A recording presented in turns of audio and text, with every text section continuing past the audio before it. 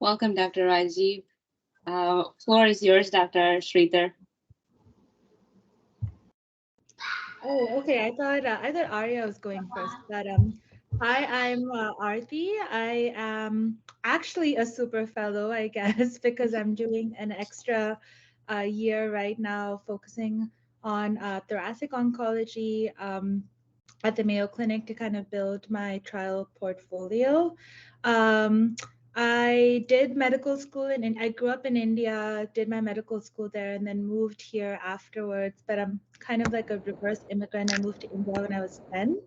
So if anybody is here as an IMG, I think a lot of us on the panel are, but can definitely speak to that as well. So yeah, I mean, I'm excited to help the best I can, and thanks Tulsi for organizing this. Thank you, Dr. Sridhar. Floor is yours, Dr. Roy.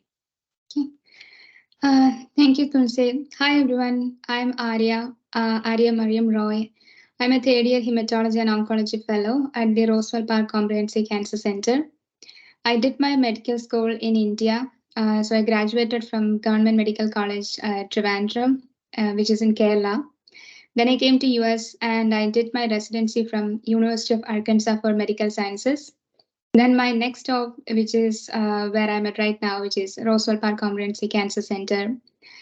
And my interest is breast cancer, and most of my research is actually in breast cancer and GU, which is one of my other interests. I'm also interested in projects and research related to healthcare disparities. And my career goal is to become a clinician investigator with a focus on clinical and translational medicine. So right now I'm a third year, so been through some process of interviewing like fellows for the last few years. So I'm happy to answer your questions and help you in like all the ways we can to get you into the field of hemonc. Thank you, Dr. Roy. Last but not the least, my only male fellow for this panel, Dave. It's nice to meet you guys. You can hear me, right? Yes. Okay, perfect. Sorry, So I I'm was Dr. thinking David. it's like, sorry, Dinder. I was just thinking it's women in oncology right now. So And it's great to have so many women in oncology, right?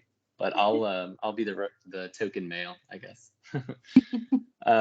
But Dr. David Gregorio, I am from live in Texas right now. I did basically undergrad on. I've been in Texas. I went to Texas Tech for undergrad, Texas College of Osteopathic Medicine for medical school, and then I've been in residency and fellowship in San Antonio at UT Health in San Antonio. And I'm also just finishing, I just finished my fellowship about 29 days ago as well. And I'm in the process of transitioning to practice. I am joining a private practice, so I could, I may have a little bit different perspective from some of the other panelists and being mainly private practice and in more of a rural area. My research in fellowship was mainly in quality improvement and geriatrics. So that was kind of the research that I was involved in. And I do love clinical education as well. So that's something I really enjoyed doing. So I want to continue doing that in my practice as well. Again, happy to answer any questions about the interviews, as this can be a little bit of a nervous, it's a little bit of an anxiety provoking time, but exciting, I think. Thank you, Dave. So I guess I will open the floor with my first question. And these questions were generated from the participants previously. First question is, from your perspective, how did you prepare for interview at a program? Did you, like an overall game plan going into the season? I can. Oh, go ahead. You go ahead. You go ahead. Oh, no. I mean, I was just going to say that while you are a resident, it's kind of hard to know what exactly you want, but it's still possible to do a little bit of soul searching to know what exactly you want, because that will reflect in your answers. Like when you're talking to programs and when they're trying to gauge you as an applicant, they're also trying to see. So you're trying to see if you fit with them. They're trying to see if they fit with you as well. Like, do they have to offer you what you want? So it would be nice if, do a little soul searching, try to identify. You don't have to commit. And also whatever you say in your interviews, you don't have to stick to it. Like I told during my interviews that I'm going to do lymphoma because all my mentors were in lymphoma. I changed tracks once I got into fellowship because I found like super mentors in multiple myeloma and projects. So I completely changed. No one holds you accountable, but at least I think what helped me was an early realization that, okay, liquids it is for me. And within liquids, probably lymphoid malignancy. So I structured my talk accordingly, like, the sort of pitch you do. And because Tulsi was asking how exactly did you prepare, and this is something I did from residency onwards, I would write down the questions that I think I may get, and I put it in a Google Drive, and I write them down. I never refer to it because if you try to study it or say it by heart, you will flounder. But then if you do it as a sort of extempore and just note down points you want to say, it's very, very helpful. That's what I did in the beginning. I had spreadsheets of where I applied, when I applied, who I reached out to, and then Google Docs of I prepared my answers, which I felt stuck to my story. And then I practiced. I honestly only practiced at home. I didn't practice with anyone. I just asked my husband to ask me some of these questions. That was one time. But writing it down helped articulate what I had in my head. Don't wing it. Please don't wing it. Put it down on a paper because that will help you think what you want as well. And that was my experience, and I'm excited to know what others did. That was really great. Those are great points. I was going to add a couple things. I think preparation for your interviews is key, and I totally echo that you shouldn't wing it. I think doing some prep work beforehand will actually really reduce your anxiety going into the interview and make you feel more confident when they start asking their questions. A couple points I would make, or things that I did, is one, know your application and know what you place on your application very well, because I felt like I did get very very detailed questions about things that I had done back in medical school, going way back in my history, and they were asking me, well, what did you find with this project? What were the outcomes of this project? And so those things that I hadn't thought about in years. I mean, they were asking me detailed questions about. So know everything on your application, review your abstracts, review your publications, and just kind of go over the main points and be able to say like, oh, this is what I did with this project, and this is what I learned in that, when I did that project. So know yourself, one, and two, know the program. So what I did before every interview is I would do my homework on the program. I would know what they were sort of known for, if they had anything special about the program. Maybe they had like a special track or something, or there was particular research that they were doing. I would just review that on their website. The main, you can just go to their website and see a lot of that information, or by word of mouth, or knowing like colleagues from there. And so if you know their program, it's going to look like you're interested and you want to go there. And I think that goes a long way in impressing the interviewer. Yeah, I think I totally agree with what Sridevi and Dave said. So for me, I actually started my preparations early. Elements, I knew that I wanted to apply for hemonc, so my CV was like completely focused on hemonc even before starting my residency. So while I started I started asking people, especially on the programs that I wanted to send invites like very early. And then I was actually going through the profiles to see who are the main mentors in those programs. And then I started to look at their profile as well. So for the questions, what I did was I even had my questions that I prepared during the time of residency. because most of the questions, it's like I know that we may be discussing about the most common questions that they will ask. So I had all those questions. I even wrote down the main points like when I was a resident. So I kept adding my questions to the same book, which I still have. So if like before I go to all the interviews, I always refer those questions. And it's better, like it depends on the level of your confidence.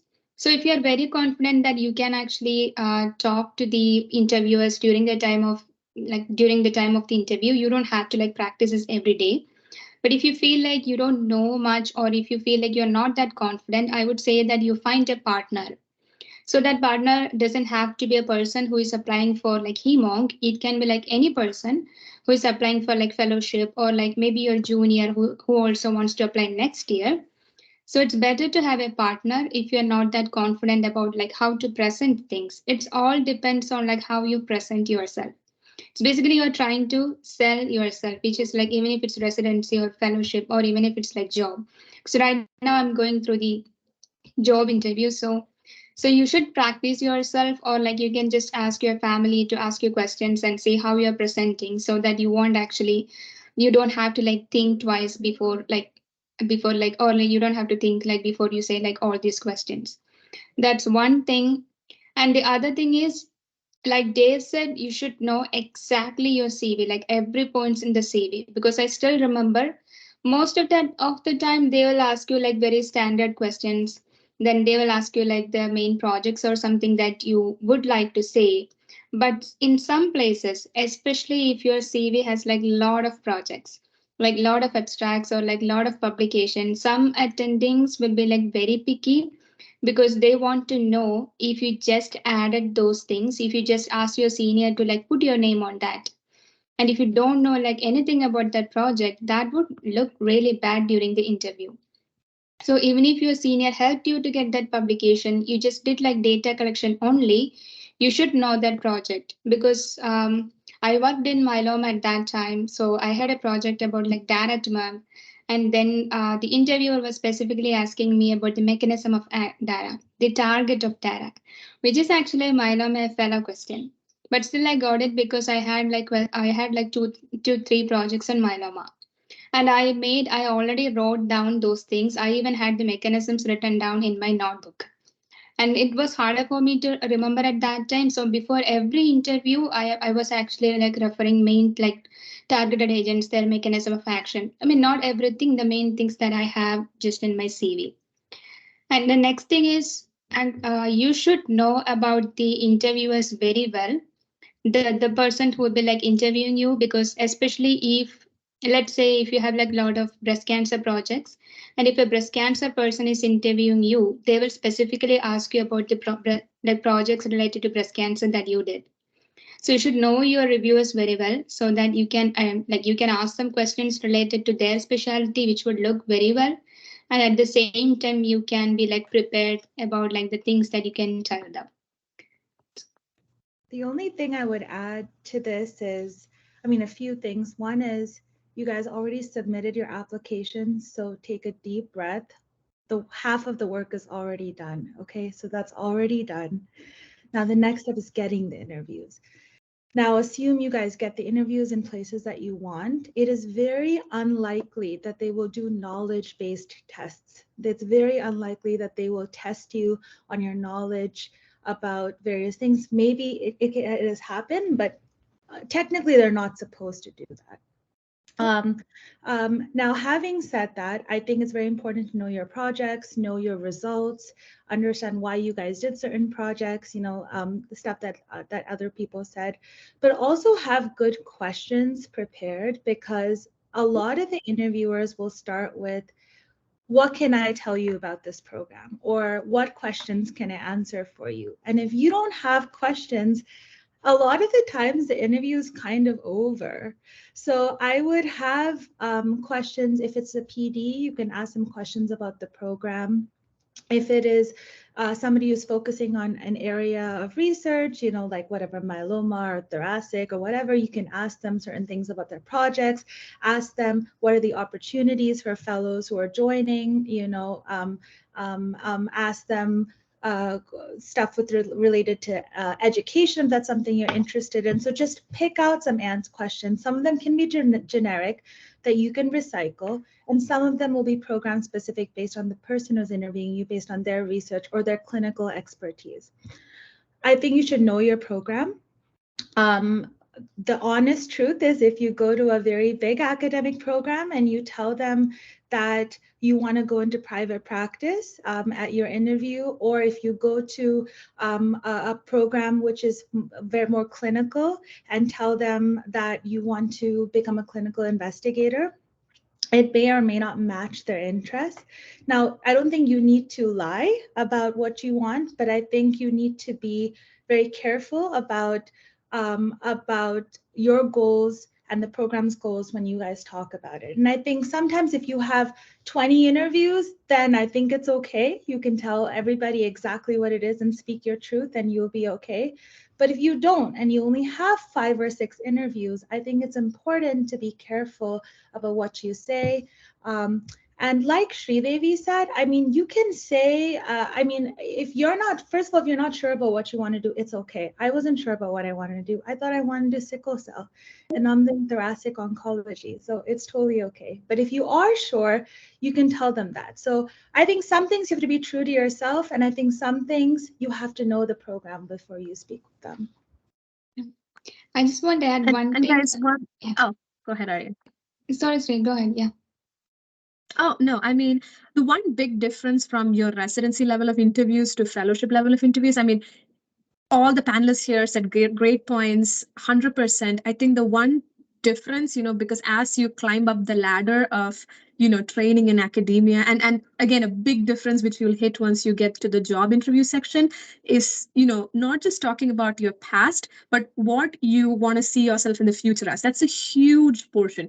You may or may not have included that in your personal statement, but you kind of definitely need to articulate that if you have an idea. Like, again, if you don't have an idea, it's absolutely fine to be honest with your program director, future program director. You can say that, I find myself equally, I've had the opportunity to do X, Y, and Z projects, and they were spread across the whole spectrum of hematology and oncology. So I intend to use my first year to find out. You can say that. Or if you had mentors in specifically solid oncology or hematology, you can say that because of these, I find myself drawn towards this, and I want to go in this. And if you are a little bit more nuanced and you know exactly what you want, I want to be a basic scientist. But basic science folks usually have a very strong basic science background. If you want to do translational, you should say, like, what kind of translational projects have you been doing in residency? Have you had any time in a dry lab, in a wet lab? And do you have ideas like how much time you want to spend in fellowship in a lab? So all that, the more specific you are, the better it is. And the reason I say this is because I know how my program director thinks, at least at Sinai. And when we, as third years, when sometimes we interact with fellows as well, I know she's thinking like, oh, this person wants to do this, so I can pair this fellow with this particular lab person in the future. And she's thinking, oh, this can be a good mentor for them. So the more specific you are, the better PDs in their mind can match you up. But again, exactly as Aarti said, know your program when you say these answers. You cannot, those answers won't fly in a smaller program, which is more geared to making you, more of a, clinical practitioner. So know your program and say, but again, I just want you all, in addition to knowing your CV very well, please think about how to proposition yourself as what you are in the future, how you envision yourself in the future. That's the most important selling point. Yeah, I agree with that. I just want to add one more thing, that even if, let's say, even if it's a big academic institution, even if they're looking for a person who has some interest with like research as well, most of the times the program director will be looking for someone who can be a good team player rather than being a big researcher or like a clinician who can see like 30 or like 40 patients a day. So because like you have to be mindful about some questions when you ask that, especially if you're asking that to the program director, because like there are some things that you need to be mindful about. I mean, you can ask about like course schedule. Like I think everyone should ask about that, but it's better not to ask the PD about that. So, but you should actually talk to the fellows. And it's one more thing that it's actually better to find a fellow or someone who has connection to that program so that you can actually ask them the questions upfront so that you will have an idea about the program when you go there so that you can avoid some pitfalls that can happen in the interviews. Most of the time, like Adi mentioned, it's like very, very rare that they will be asking you the specific questions. Like I got the direct question, like only like one program. And I end up like not ranking that program because I didn't like that program. But like other programs everywhere, like everyone is just like trying to fit. They are just, even if they are asking you questions from your CV, they're just trying to build a conversation with you so that they can get to know you better. So even if you don't know that specific answer, you don't have to worry about thinking about that. You can just tell like the main things about that project. That would be enough. But make sure that you are presenting as a team player. So most of the times if the program director is interviewing you, he is basically trying to see if you will be a good fit to the current residents or like the current fellows in the program. So I think that's the important thing that most of the program directors are looking for. They don't want to select a person who's like very arrogant or like who might not actually go very well. Or if it's like more like a clinical program, then they might not actually want to select a person who wants to spend like 80% of time in their lab. So, but even if that's your interest, you just have to like play around with that during the interview, just making sure that you're not showing that upfront at least. Thank you all.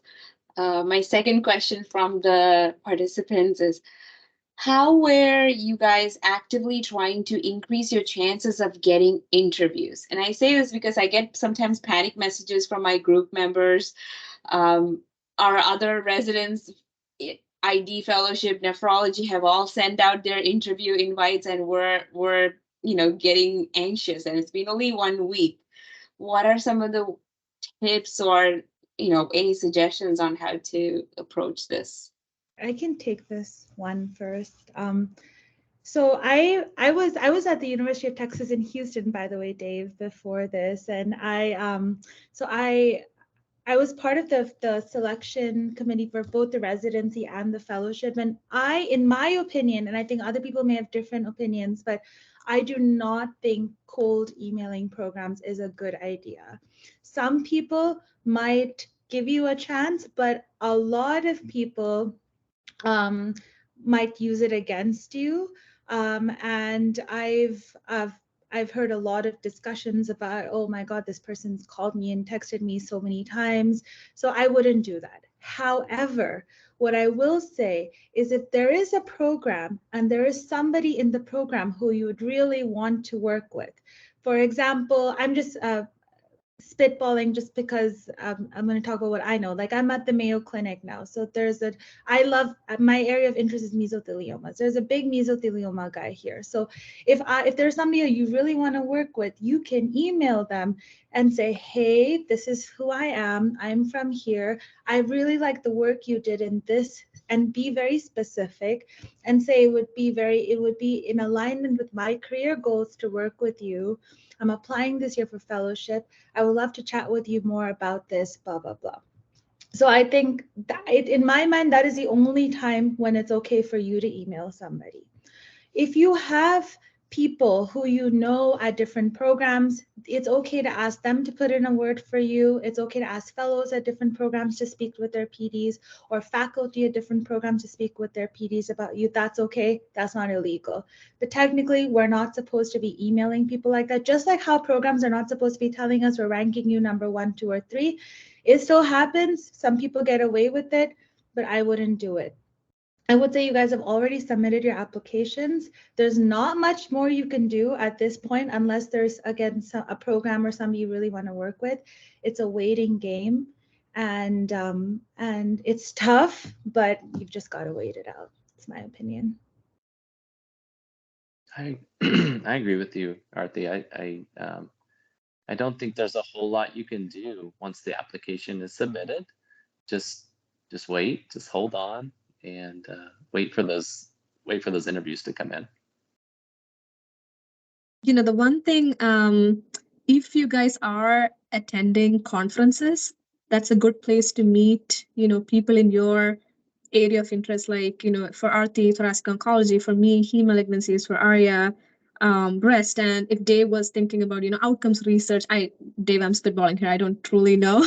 But if Dave, like that's, ASCO, because it happens right before, and I know ASCO is done, but ASCO, because it happens right before you finalize your fellowship interviews, and for the future, because it happens right before your job interviews, that's a place from my residency program a lot of us used to go and meet a few people. And if you have abstracts, just text them like, hey, I'm here. And that's a nice time. I think, when does AACR, well, there are small AACRs and other small conferences that happen where people do come to. At conferences, talking to people is kosher, like Aarti said, but not, cold emailing.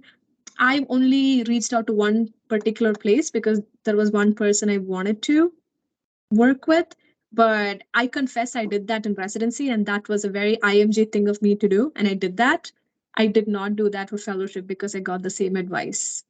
But conferences, use conferences to your advantage if you're going. I would say that.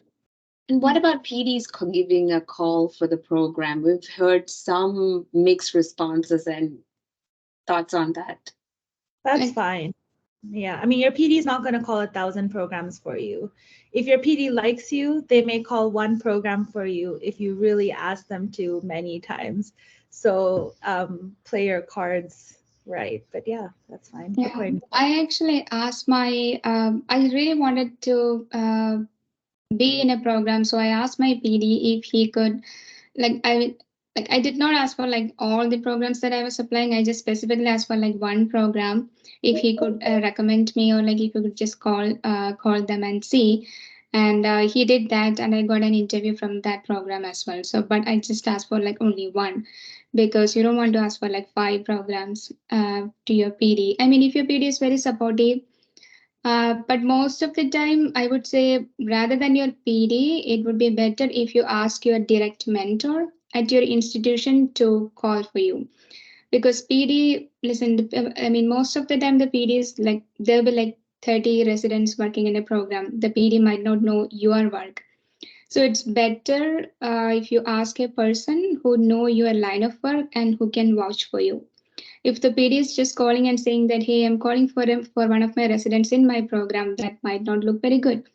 But if you're asking your mentor, and your mentor is like calling the program and saying like, I'm calling for my mentee who I trained for the last 2 years, who I really trust with the work that she or he is doing, that would make a difference. Because if I am a hemonc assistant program director or someone, I may get like a lot of calls from like program directors, or like a lot of emails from program directors, because they all do that for their residents some cases. But if I get like a personalized message or even like a personalized call, that will make a difference. It doesn't matter if your mentor is not a hemoncologist. No, like, does not matter. But most of the time you would have, especially if you are in a program where you have like in-house fellowship programs. For example, I was at UIMS, and my mentor, Dr. Arna Tokas, he's such a great mentor, like one of the best mentors that I have seen. He wanted me to go to a bigger institution which is NCA designated, and so he told me like, you should apply to this program. And then he called there and told, like, he actually helped me in that matter. But I worked with him and I know him very well. But it doesn't have to be, even if you don't have a mentor in hemonc, like if you don't have an in-house hemonc fellowship program, you may or may not have a mentor in hemonc. So you don't have to worry about that. It's just like most of the time they're trying to see if you're like a team player, or if you're a hardworking person, or you're like a lazy person. So when you apply, like from the hemonc PD standpoint in the program where you applied, he or she doesn't know you very well. So if someone like knows your line of work, or like know your character, if they are vouching for you, that's a big thing, especially in the United States, because we won't recommend if we don't know the person. And it's like same in all aspects. You will recommend only if you feel like that candidate is actually excellent, or if that candidate is a good applicant. Thank you. Actually, next question for the panel is, when you interview a fellow, what are you looking for? And this is very subjective, but you guys interview people, so thoughts on that? Well, I read their CV very carefully. So I always start with actually the letters of recommendation. That's the first thing that I read. I will admit that the personal statement is the last thing I read, but I start with the letters of recommendation. It's very easy to tell if somebody put a lot of thought into a letter or not. It's very easy to tell if it was personalized or not.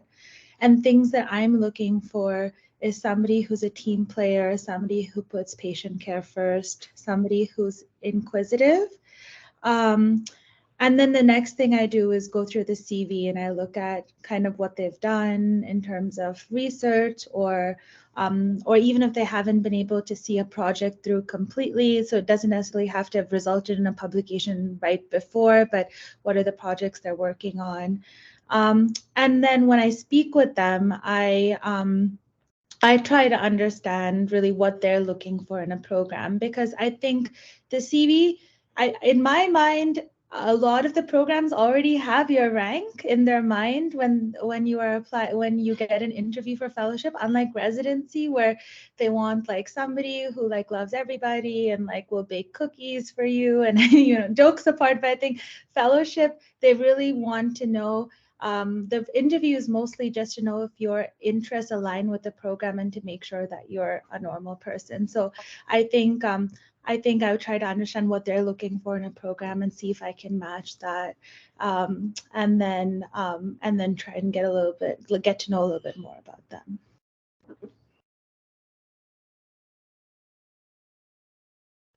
Yeah, there's no magic pill to it. I mean, the red flags I would look out for was something that Arya had mentioned before. If the CV is all over the place, if the letters, as Aarti was mentioning, is like non-committal, if they're not articulating on the CV, and especially when you talk to someone, if they're not able to go in depth about why they like the field, what they want to do, or they can talk about just one project, one passion project you had in residency. We honestly don't care if you had 10 projects, if you just had one or two projects that you spent time in, did completely, learned a lot out of it, and you can articulate that back to us, that's a win.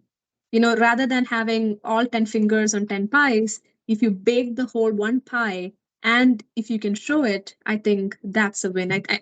If you have a lot of things here and there, and people make up their minds pretty late, and that's quite normal, and that is obviously understandable. I have friends who went in from an initial interest of cardiology to hem-onc, but if you can't explain that transition or why you changed, always just be able to have your story. You should have your narrative be true. And that is so important. At the end of the day, people don't remember facts about you. They remember like how that person talked about. Like I remember many candidates we have interviewed, who had like many significant reasons why they went into oncology. One person just loved biology a lot. One person lost a loved one. One person had a very moving experience in medical school, but they were able to say that. And at the end of the day, I didn't remember, or none of us, when we sit at a round table, remember the specific project they worked in, but we remember like, why are they doing this? So if you can have a narrative prepared like that, that would be great. So that's the red flag and the green flag I look for. Yeah, I think so. I think from our standpoint, as I'm in an academic institution, like most of the program directors or the associate PDs or the chiefs, like before they review their application, they have like a set of things that they have to go through and make sure that like they are selecting the appropriate candidates. So, and it's actually different between academic versus community hospitals. So if your CV already has like 30 publications or like a lot of publications and you are like very well achieved, and if you're applying to a small community program with like two hemong positions, you may not get an interview from there because they'll be looking for a candidate who's like very clinically heavy. So So if you're getting an interview from a place, that means you already checked all the marks or all the boxes that the PD or the APD was looking for. So that means like your scores were good for the program, your CV was, they liked that. So, or your personal statement or your the letters and everything, like everything they liked it. And the next thing that they're looking for is actually how you fit into the program. So that's where you have to present yourself very well. And some of the things that I tried during my fellowship interview was most of the time, I actually, like I mentioned earlier, I looked at the mentor's profile very well. I looked into their publications and also I figured out their line of interest. Because when I talk to, like when other fellows or when residents are talking to me, if they're asking me about my specific line of work, sometimes I remember that because I know that we all had a, like most of the personal statements, we may be mentioning about like an experience with like a like patient or even our family members because we all might have had a family member like that. So it's harder to remember because if I'm interviewing like 10 people, at least 8 of them or like 7 of them will have like a family experience or like a patient like that. So it's harder to remember. And it's a thing, it's a fact. So, but if that candidate is asking me a specific thing about my line of work, or if they're asking me a question about my project that I did, I may remember that person. I may even write down that person's name because you will rank all your candidates in the same day itself. Like when you give their ranking, when you're not going to like you're not going to remember a candidate like 10 days after the interview. So you'll rank the candidates the same day itself. So that will like make sure. So if they are asking me about like my line of work, there is a high chance that I'll note it down. And if I like that person, if I feel like the person is a good team player, I may actually note down those things and I may even write like this person actually showed interest because he even took that extra time to go into my profile and to figure out my line of work and to ask me a question from that. So I may give a bonus point to that person. I mean, it may be different, but I'm just talking about my perspectives that could be different from others. And then during the final interviews, like you are actually looking at these comments and then making sure that the specific like candidates you selected, they don't have a red flag. That's all what they actually look for during the interviews.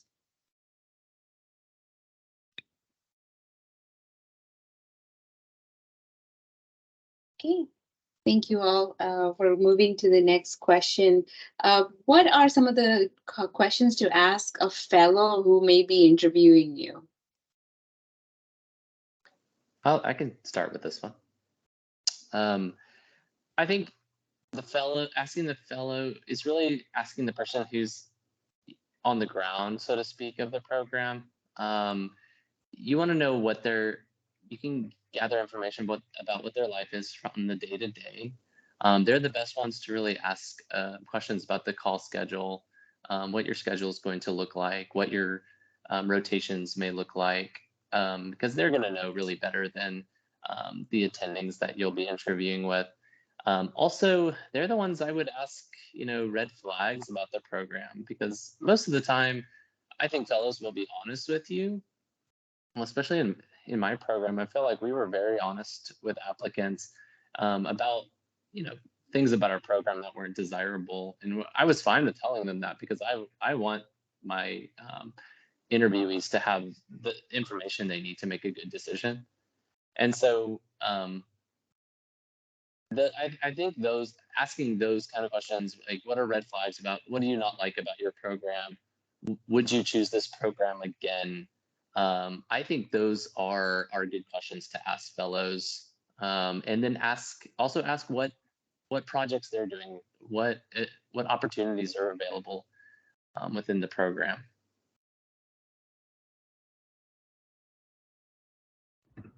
Yeah, well said, Dave. I don't have anything to add. I think the fellows are who you can really ask a lot of these day-to-day life questions to. I would not ask those questions to the program leadership.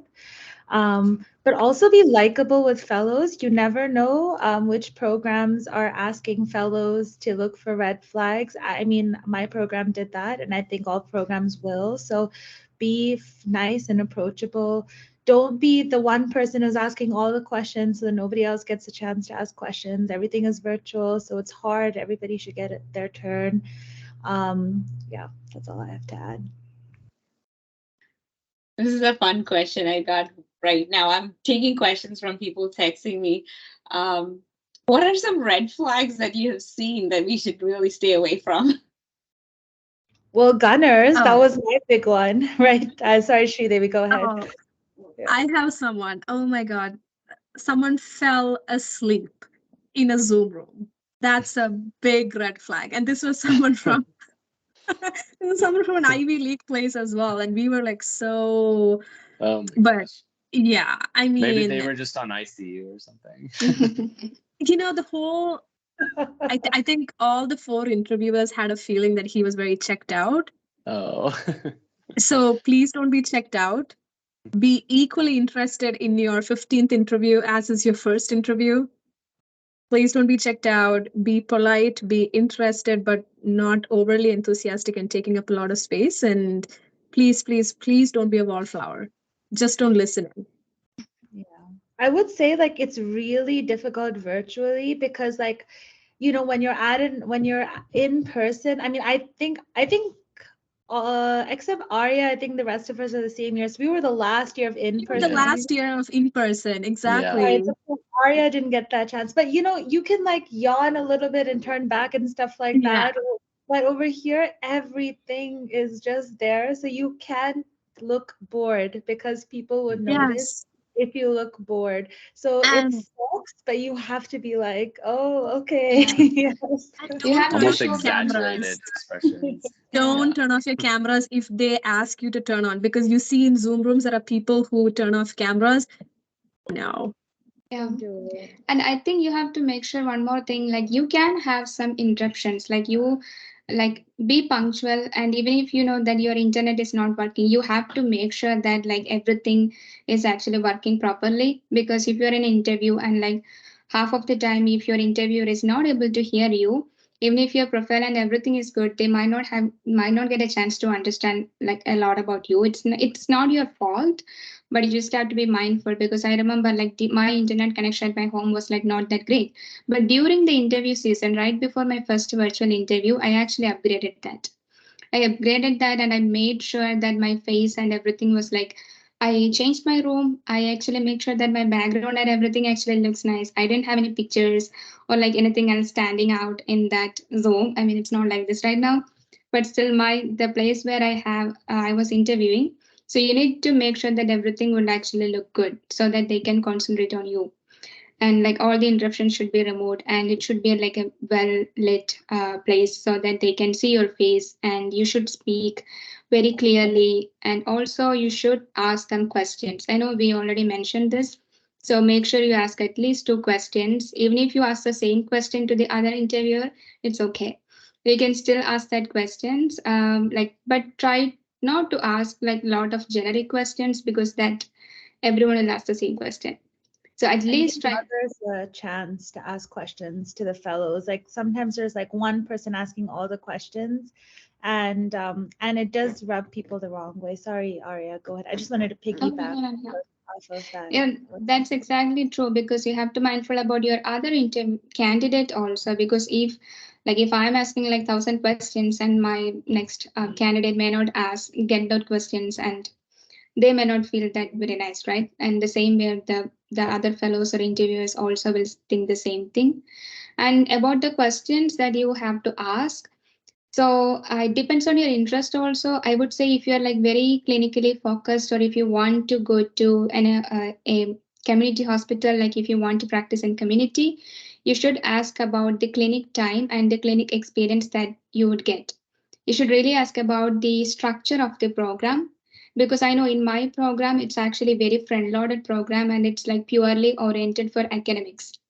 So in my program, we don't get that. I mean, we will get clinical experience in the first year, but after that, it's mainly like research focused.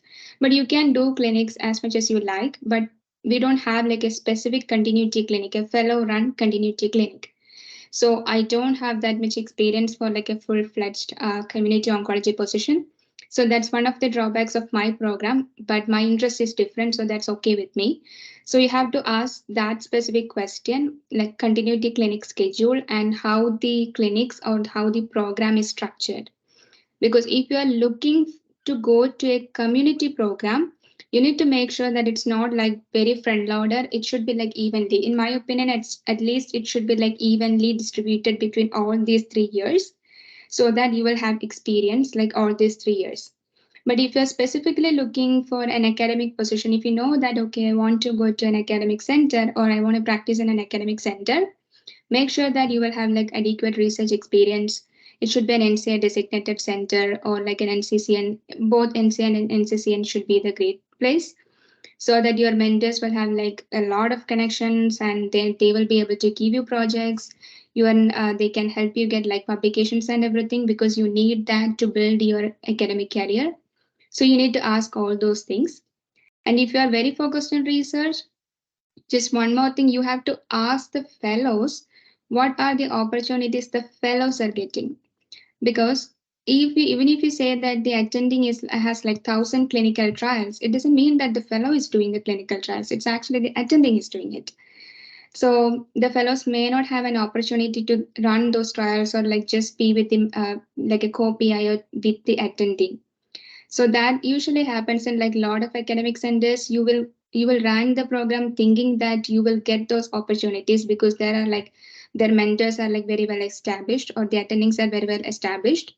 But this question you have to ask the fellows, because if you just ask the attending, they will say that yeah, our fellows are all doing research, it's good, but that might not be the case. So this question you have to ask the fellows to see which projects are you doing or are you getting adequate opportunities from the attendings to like, write review articles, or because like invited review articles are like very easier to publish, but you need to get that invite, and that comes from that invite you have to get from your attending. So because they should give you that, so you have to ask all those questions, especially if you're interested in clinical trials. Ask them, are like how many fellows actually went to whale workshop, or like are you getting any opportunities to write protocols. So those are the main things that you have to ask fellows. It depends on your interest, but these are some tips that you can like how you can get some insight about the programs. So I don't know, I didn't realize that there's like 35 residents that joined today. So it's a very busy event. I want to open the floor to the participants. I've been giving questions that most people texted me. So now is your time because we're about 6 minutes into wrapping the event. So.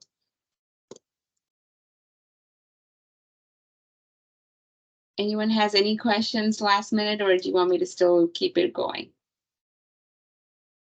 Post-interview communication, thoughts about that?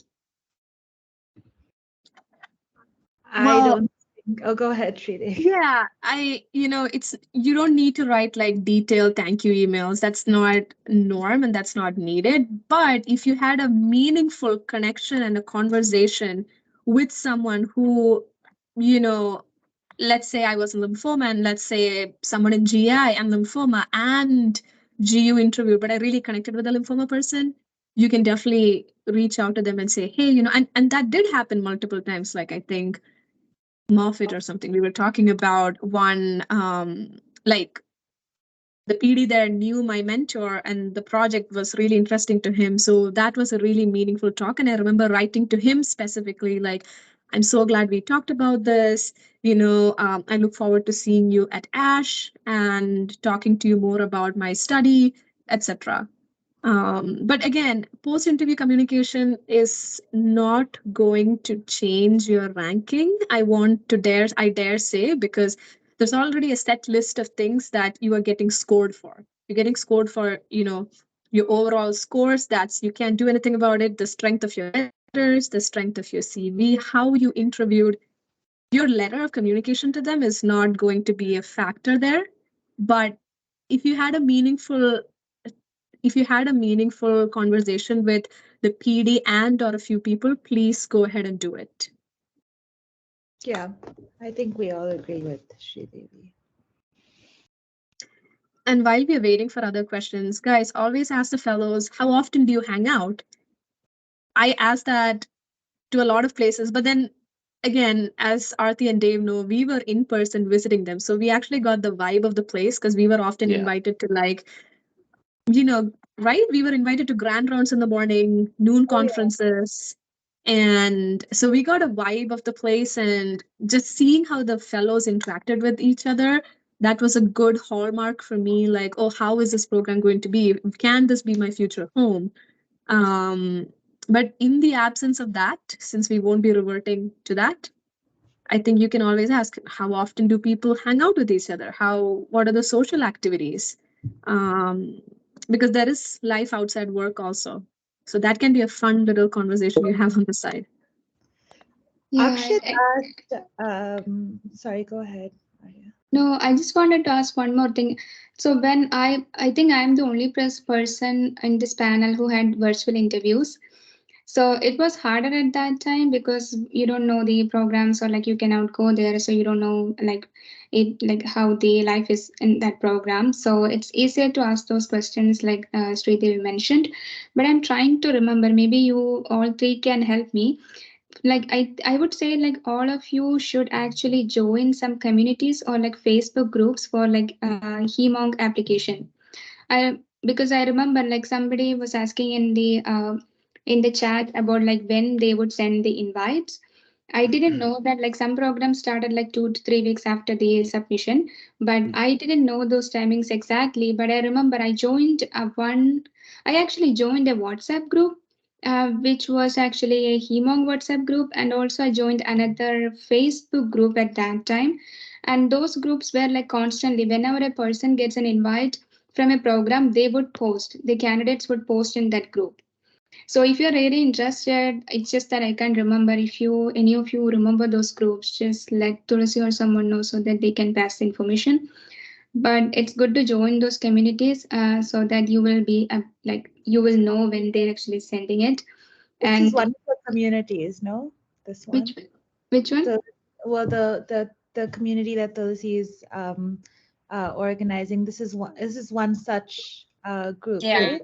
Yeah, there was a need for it. So right now about 75 people are in the group. And I do believe like back to what Arya was saying, there is a Excel document of the programs and the Yeah. interviews. And I'm trying to figure out like there's two versions, one from 2021 and then the last year's version. And we just opened this year. So I'm piecing out those questions so we can actually share amongst ourselves and, figure I it think out. maybe that's the actual Excel sheet, because like all candidates were like kept updating that when they get interviews. Because if you really want to get an interview from the program and you don't know if it's like, or if it started like sending invites or not, like if you like when the first person posts that it's actually like started sending, ask your mentor, like your direct mentor, to call the program if you really want to get that. Because programs has like very small, like most of the programs are like five application, like five candidates, sorry, five fellowship positions, or maybe like 8 to 10 maximum. So they can interview on like only a very limited number of candidates. They cannot interview like 300 candidates. I mean, Yeah, it's they very, usually like 50, 60 maximum. Yeah. Yeah.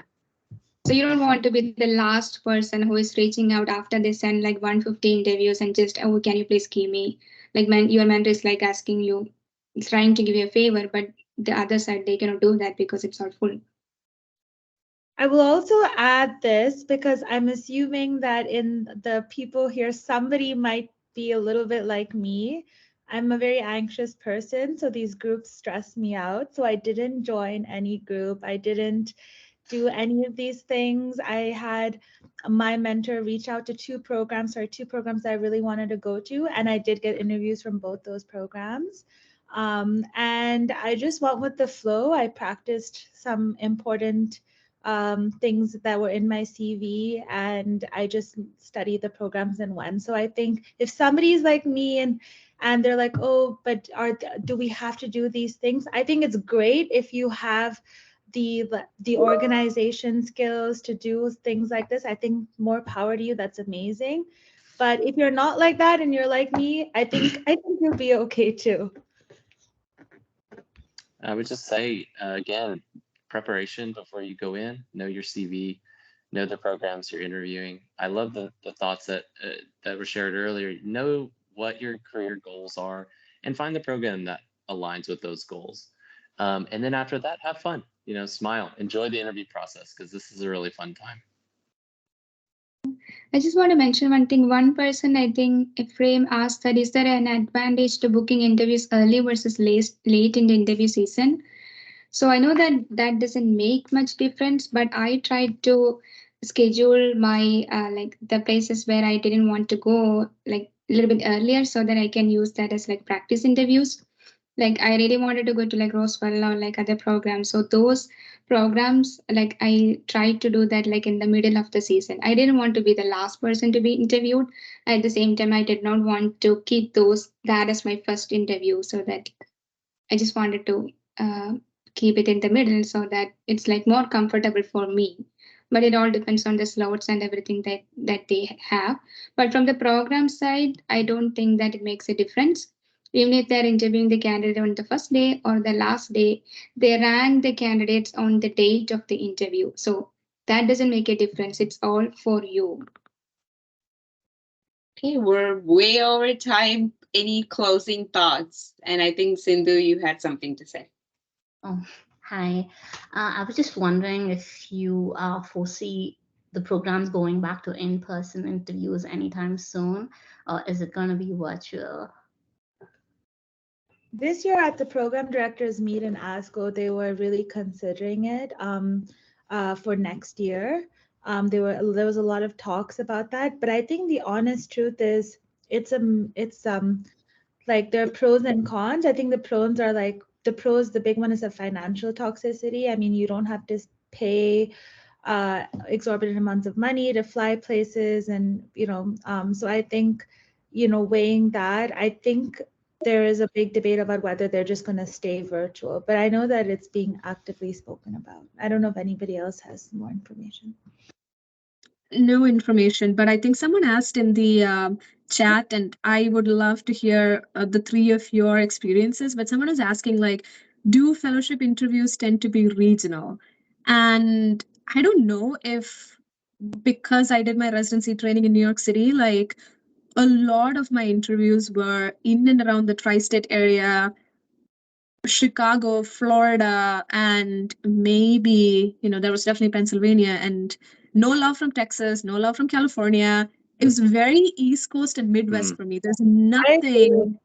That is Yeah, I agree with you. And that's what I said too. I said they prefer their own geography. I did residency in Massachusetts, and I went to Texas for fellowship, but that's because I actively tried to go to Texas because my family moved to Texas. So I was really trying to move.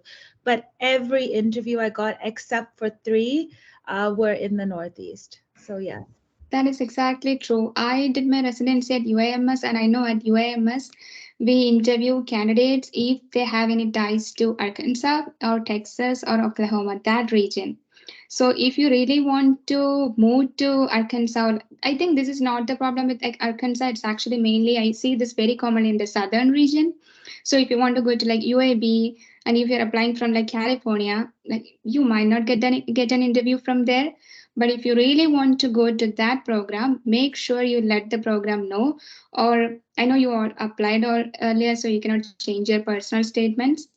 But at least ask your mentor to call that program and tell them why this person actually wants to come here. And also, when we interview the candidates for our program at Roswell, we won't usually, I mean, it's not me, but usually we will try to, it's only like very limited seats. So we don't want to give that slot to a person who we think that that person may not come here. So that's a problem. I know I talked to like one of the previous chief who actually interviewed our batch, and he was like, I know you came from South, but like I gave you interview because of some specific reasons, because they don't usually think that a person who is doing a residency from South would be willing to move to Northeast. So that's unfortunately it's a bias, but that exists. So you need to reach out to those programs if you really want to like move out of especially if you're from South. I would also add one small thing. I know, Tulsi, you're like But one more thing, which is programs will interview people that they would like to keep as faculty later on. It's very common that you interview somewhere and they absorb you as faculty. So if you live somewhere else and you really want to go, say you live in California and you really want to move to DC and that's where you see yourself, you could do it later too, but it's easier to go as a fellow. And so I think also keep that in mind when you apply and you reach out to programs. And you can also try reaching out to programs that you know have the capacity to absorb their fellows. Thank you so much. I know I can never get all these, I mean, all of you guys at ASCO in a single room. So this is like a dream come true to actually get everyone into the webinar.